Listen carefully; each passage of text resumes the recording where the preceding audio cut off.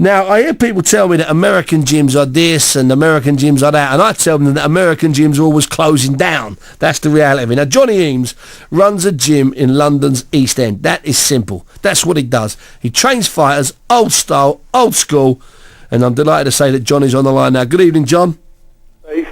I've just had Ricky Burns on, and he's still as shy as anything. What a lovely boy he is. I tell you, what a lovely kid. Fantastic kid, and deserves everything he's getting now. Yeah, he's worked really hard at it. He told a good story. I had Jamie Moore on a few minutes ago. He said that when Ricky Burns got bashed up, and he did get bashed up by Carl Johansson in the British title fight up in Leeds, he said Jamie Moore said he was sitting with Ricky Burns' mother and she was crying, and he said to turn it round a few years after that and beat that guy Martinez was absolutely brilliant. Johnny, I know you've had an eventful year, son. What would be your top 1 or 2 or 3 highlights or lowlights, in no particular order? What stood out for you in 2010, John? I mean, I would obviously say Ricky Burns, and that's not because he's a personal friend as well, but I mean, him winning the world title. I mean, don't forget, I was there when he was a nothing and he beat Graham Earl. Yeah, good point. You know, when Graham was British champion. Yeah, that's right. He wasn't meant to win that fight, was he? Wasn't meant to win, no. But I keep forgetting that. Luckily, Graham's title wasn't on the line at the time.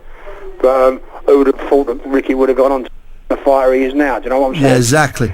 But a lot of credit must go to Billy Nelson as well. He puts a lot of time in. And he's been putting the time in for a lot of years as well. He's not an overnight success. No, of course he ain't. And you can recognise that, can't you? The idea that you spend 25 years in the gym, you suddenly have a champion, and people that have never heard of you think you went overnight. Everyone knows you, and everyone wants to be your mate. That's right. But they soon drop you when you ain't got no. Oh, don't they ever, Johnny?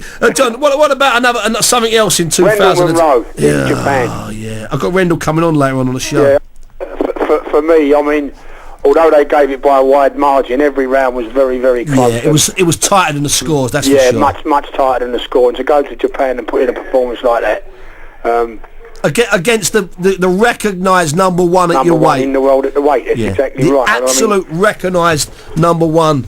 And as you just said, although the points seemed like a very big margin, if you watch the fight, each round was very, very close. Yeah, it was. And he put in a fantastic performance, I think. And what about closer to home in your own gym, John? You kept getting bad draws in prize fighter, didn't you? Yeah, I mean that's the nature of the beast, isn't it? You know what I mean?